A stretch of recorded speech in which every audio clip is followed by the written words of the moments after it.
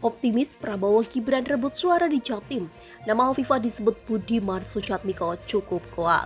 Dilansir di tribuntrends.com, tim kampanye nasional TKN Prabowo Gibran sudah dibentuk.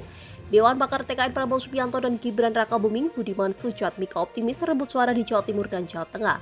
Budiman Sujatmiko juga menyebut nama Hovifah Indar Parawansa dalam tim kampanye daerah TKD untuk Jawa Timur.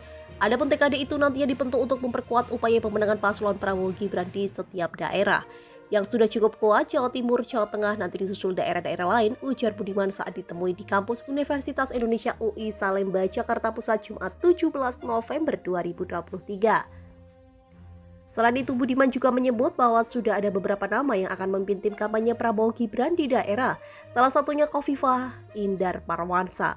Menurut Budiman, Hovifah menjadi salah satu opsi nama yang akan memimpin TKD di wilayah Jawa Timur. Ada beberapa nama, Bu Hovifah salah satunya. Ada Jawa Tengah juga, tapi kita fokus yang lainnya dulu segera, ujarnya. Namun selain komposisi nama di TKD, dikatakan Budiman di tubuh TKN pun komposisinya juga masih berpotensi bertambah. Hanya saja ex-politisi PDIP itu masih enggan menyebutkan secara detail nama-nama yang akan masuk pada komposisi di TKN. Info di TKN juga ada penambahan bisa jadi katanya. Hingga kini, nama Gubernur Jawa Timur Hovifah Indar Parawansa belum masuk menjadi salah satu ketua TKD. Sekretaris TKN Prabowo Gibran Nusron Wahid menyampaikan bahwa pihaknya meminta semua pihak menunggu masuk atau tidaknya Hovifah ke dalam TKD Prabowo Gibran.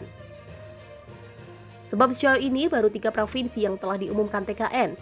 Tunggu tanggal mainnya. Tunggu tanggal mainnya nanti akan diumumkan, kata Nusron di sekretariat bersama Sekber TKN Prabowo Gibran, Selipi Jakarta Barat Jumat 17 November 2023. Lebih lanjut, Nusron menambahkan bahwa nantinya nama Ketua TKD Prabowo Gibran Jawa Timur akan diumumkan dalam waktu yang tepat.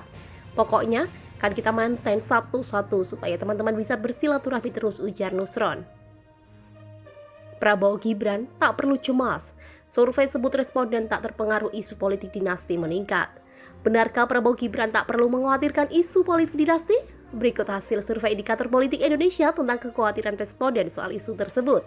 Peneliti utama Indikator Politik Indonesia, Burhanuddin Muhtadi, mengungkapkan hasil survei terbaru bertajuk Efek Gibran dan Dinamika Elektoral Terkini. Hasil survei terbaru Indikator Politik Indonesia itu disampaikan secara virtual pada Minggu 12 November 2023.